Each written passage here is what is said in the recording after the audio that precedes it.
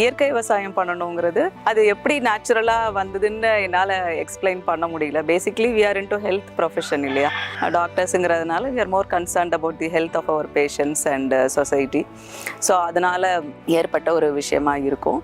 And இதில் எப்படின்னா இயற்கை விவசாயம்ன்றது ஆர்கானிக்குன்னு ஒரு வகை சொல்லலாம், நேச்சுரல்னு ஒரு வகை சொல்லலாம். ஆர்கானிக்ன்றது கடையில் கிடைக்கக்கூடிய ஆர்கானிக் இன்புட்ஸ் அதை வாங்கி நம்ம யூஸ் பண்ணுறது. பட் நாங்கள் பண்ணுறது வந்து ஜீரோ பட்ஜெட் நேச்சுரல் ஃபார்மிங், சுபாஷ் பாலேக்கர் மெத்தட்.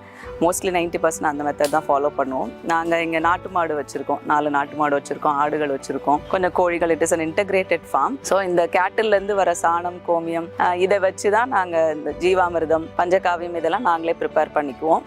அப்புறம் பூச்சிக்கொல்லிக்கு வந்து 5 இலை கரைசல்னு ஒரு மெத்தட் இருக்குது. அதுவுமே இங்கே கிடைக்கிற இலை தழைகளை வச்சு நாங்களே ப்ரிப்பேர் பண்ணிக்குவோம். ஸோ மோஸ்ட்லி வெளியிலேருந்து எதுவும் வாங்க மாட்டோம். மைக்ரோ ஆர்கானிசம்ஸ் மட்டும் இந்த ட்ரைகோடர்மா, அசோஸ்பைரிலம் இந்த மாதிரி இது மட்டும் நாங்கள் கவர்மெண்ட்லேருந்து அந்த ஆஃபீஸ்லேருந்து வாங்கி